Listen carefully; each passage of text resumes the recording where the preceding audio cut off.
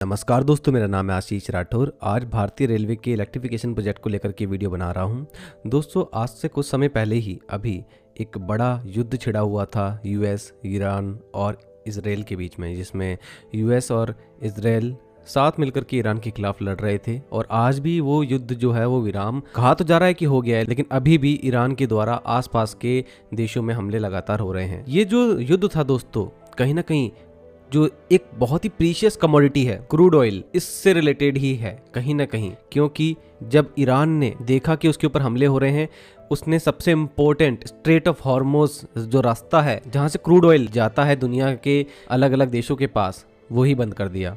एकदम से जो सप्लाई कम हुई, डिमांड बढ़ी, बहुत तेजी से क्रूड ऑयल के प्राइस ऊपर गए, जिसका असर आज भी हम सभी झेल रहे हैं। जिस तरीके से पेट्रोलियम प्रोडक्ट के दाम बढ़े हैं, गैस के दाम बढ़े हैं, और दुनिया में आप लोगों ने असर देख ही लिया होगा। तो पूरी अर्थव्यवस्था जो है वो डिपेंड करती है इस तरीके के पेट्रोलियम प्रोडक्ट्स पर, जो कि इन देशों से आते हैं जहां पर बड़ी मात्रा में क्रूड ऑयल निकलता है। और इन देशों की अगर लड़ाई होगी तो कहीं ना कहीं वो इसकी सप्लाई को कंट्रोल करेंगे अपने तरीके से, चाहे कुछ भी हो जाए। और इसलिए तैयार रहना पड़ेगा हमारे देश को भी। आगे चलकर पेट्रोलियम के ऊपर जो डिपेंडेंसी उसको कम करना पड़ेगा, और इस दिशा में इस करंट सरकार ने लगभग 10 साल पहले ही जो कदम उठाने शुरू करे थे, उसका आज असर देखने को मिल रहा है। मैंने वीडियो के माध्यम से युद्ध के समय ही बताया था कि भारतीय रेलवे ने अगर 100% इलेक्ट्रिफिकेशन का टारगेट नहीं रखा होता तो आज कंडीशंस और भी ज़्यादा बुरी हो सकती थी। जो हम क्रूड इंपोर्ट कर रहे हैं उसका बड़ा हिस्सा रेलवे की खपत में चले जाता, और हम जो डोमेस्टिक यूज़ करते ही हैं और हमारा इंडस्ट्रियल यूज़ भी है उसमें भी वो हिस्सा जाता, तो काफ़ी ज़्यादा दाम बढ़ जाते अभी पेट्रोलियम प्रोडक्ट्स के। लेकिन वो नहीं हुआ, उतना नहीं हुआ, क्योंकि आज हमने अपनी रेलवेज़ को 99.6% इलेक्ट्रीफाइड कर दिया है। तो हमारा भारतीय रेलवे का जो नेटवर्क है वो 99.6% जो इलेक्ट्रिफिकेशन होने योग्य है उतना इलेक्ट्रिफिकेशन हो गया है, और जल्दी ही 100% इलेक्ट्रिफिकेशन का आंकड़ा भी सामने आ जाएगा। वो सिर्फ औपचारिकता मात्र ही रह गया है। बहुत ही कम सेक्शंस ऐसे बचे हैं जहां पर इलेक्ट्रिफिकेशन का काम चल रहा है, ये भी पूरा हो जाएगा। तो दोस्तों, ऐसे में तारीफ तो करना ही पड़ेगी हमें सरकार की। उन्होंने समय रहते इस काम को शुरू किया था और आज इस काम को अंजाम भी दे दिया है लगभग, और बड़ा आंकड़ा आखिरकार अब सामने आ गया है। मैंने बताया था जैसे कि बचत जरूर हो रही है डीजल की, अब उसका एक आंकड़ा सामने आ गया है। हाल ही में एक बड़ी रिपोर्ट सामने आई है और उसमें बताया गया है कि भारतीय रेलवे का जो डीजल खपत है वो 63% कम हो चुकी है, और ये काफ़ी ज़्यादा निचले स्तर पर अब पहुंच चुका है। और यहाँ पर पीएमओ ऑफिस की तरफ से भी इस रिपोर्ट को रीशेयर किया गया है सोशल मीडिया में। तो कहीं ना कहीं ये जो है इम्पोर्टेंट इन्फॉर्मेशन है, इसका इम्पैक्ट हर एक व्यक्ति पे पहुंचता है। तो दोस्तों, अभी अगर 2015-16 तक देखा जाए तो एक फाइनेंशियल ईयर में लगभग 293 करोड़ लीटर डीजल यूज़ हो रहा था भारतीय रेलवे में, जिसमें लोकोमोटिव्स जो डीजल से चलते थे उनके लिए ये यूज़ हो रहा था। साथ में ही हमारा जो जनरेटर कार होता है, जो एक तरह से बैकअप होता है हमारी ट्रेन में, हम ईओजी यूज़ करते हैं एंड ऑफ जनरेशन। अगर हमारी शताब्दी और राजधानी जैसी ट्रेन्स में जो एसी कोचेस के साथ चलती हैं, तो वहाँ पर डीजल यूज़ हो रहा था। अब उसको भी एचओजी जनरेशन में कन्वर्ट करके हमारे लोकोमोटिव्स के द्वारा ही अब इलेक्ट्रिसिटी दी जा रही है। अगर ईओजी मतलब जनरेटर कार लगा भी है तो उसको तभी यूज़ किया जा रहा है जब हमारा इंजन फेल हो रहा है एचओजी टेक्नोलॉजी की मदद से इलेक्ट्रिसिटी देने में पूरी ट्रेन के रेक को। और पहले तो ट्रेन में दो लगते थे जनरेटर कार, अब एक ही लग रहा है, ये भी आपने देखा होगा। वो भी बैकअप के तौर पर ही यूज़ हो रहा है जब हमारा लोकोमोटिव नहीं दे पाएगा इलेक्ट्रिसिटी, इसलिए उसको रखा जाता है। तो कमी वहाँ से भी आई है। इलेक्ट्रिक लोकोमोटिव की संख्या तेज़ी से बढ़ाई गई है। ट्रेन सेट्स इलेक्ट्रिक होती ही हैं।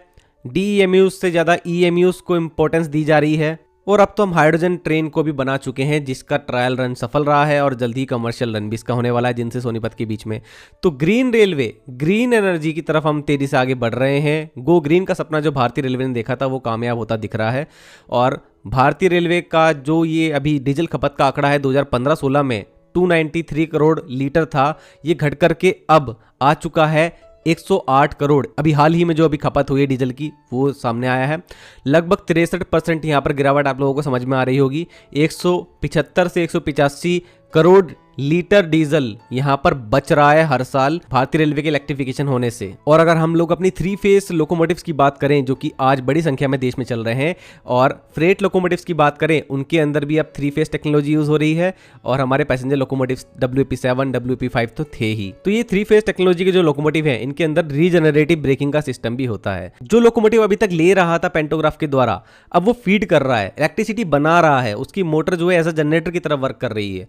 तो ये काम हमारे पैसेंजर लोकोमोटिव में भी हो रहा था, और अब नए जमाने के हमारे जो फ्रेट लोकोमोटिव है WAG-12 और अब D9 लोकोमोटिव जो सीमेंस का आया है उसका भी कमर्शियल रन शुरू हो चुका है। WAG-9 लोकोमोटिव जो हैं इन सभी के अंदर रीजनरेटिव ब्रेकिंग होती है, और हमारी वंदे भारत ट्रेन में तो रीजनरेटिव ब्रेकिंग होती ही है। तो उसके जरिए हम लोग अब इलेक्ट्रिसिटी बना भी रहे हैं ब्रेकिंग के दौरान, तो इलेक्ट्रिसिटी कंजप्शन भी पहले के मुकाबले कम हुआ है नए जमाने के ट्रेन सेट्स और लोकोमोटिव आने की वजह से।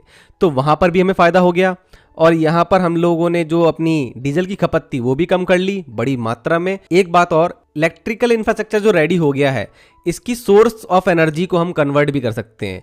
हम न्यूक्लियर प्लांट्स अगर आगे ज़्यादा बनाएंगे, जैसे कि पॉलिसी अभी है सरकार की, तो उनके ज़रिए हम इलेक्ट्रिसिटी ले सकते हैं। हमारे को तो ट्रेन चलानी है, इलेक्ट्रिसिटी चाहे कहीं से मिले। अगर कोयले की खपत को भी कम करना है तो अब हमारे लिए आसान हो गया है कि हम न्यूक्लियर प्लांट से भी एनर्जी ले सकते हैं। जहां हाइड्रो पावर प्लांट बना सकते हैं वहां से इलेक्ट्रिसिटी हमें मिलेगी, वो भी एक क्लीन एनर्जी ही है। और सोलर एनर्जी का यूज करके भी हम ट्रेन चला रहे हैं, ये भी हमने प्रूव करके दिखाया है। और पूरी तरीके से सोलर एनर्जी के जरिए एक प्लांट रेडी हुआ था जो कि बीना में है, तो वहां पर जो इलेक्ट्रिसिटी बन रही है वो सीधा सीधा फीड हो रही है हमारी OHE में, और OHE के द्वारा ट्रेन वहां पे उस सेक्शन में चल रही है। तो ये भी एक बड़ा अच्छा फायदा है इलेक्ट्रिफिकेशन का। तो दोस्तों आने वाला समय बहुत ज़्यादा अच्छा नहीं लग रहा है अभी देखने में, जो ग्लोबल कंडीशंस है उसको देखते हुए हर देश अपने फ़ायदे के बारे में सोच रहा है, और हमें भी अपने फ़ायदे के बारे में ही सोचना चाहिए। इसलिए हम लोग काम कर रहे हैं इस तरीके के इलेक्ट्रिकल इंफ्रास्ट्रक्चर को रेडी करने में भारतीय रेलवे में, और डिफरेंट और भी हमने योजनाएं जो है शुरू करी हैं। आगे आने वाले समय में जब कंडीशंस बहुत बुरी भी हो जाएंगी तो हम लोग कहीं ना कहीं बच पाएंगे इस तरीके के कामों के होने की वजह से, और हम ज़्यादा से ज़्यादा पब्लिक ट्रांसपोर्ट का भी यूज़ करें जब इस तरीके की कंडीशन आए। क्योंकि पब्लिक ट्रांसपोर्ट में अगर हम रेलवे की बात करें मेनली, वो इलेक्ट्रिफिकेशन के द्वारा चल रही हैं ट्रेनें, तो हम लोग देश की मदद वहाँ से भी कर रहे हैं। सिर्फ ट्रांसपोर्ट के माध्यम बदलने से ही बहुत फ़र्क पड़ेगा। तो दोस्तों आज की वीडियो आप लोगों को कैसी लगी जरूर से मुझे कमेंट सेक्शन में बताइएगा। ऐसी वीडियो लगातार आप लोगों के लिए लाता रहूँगा। वंदे मातरम, भारत माता की जय।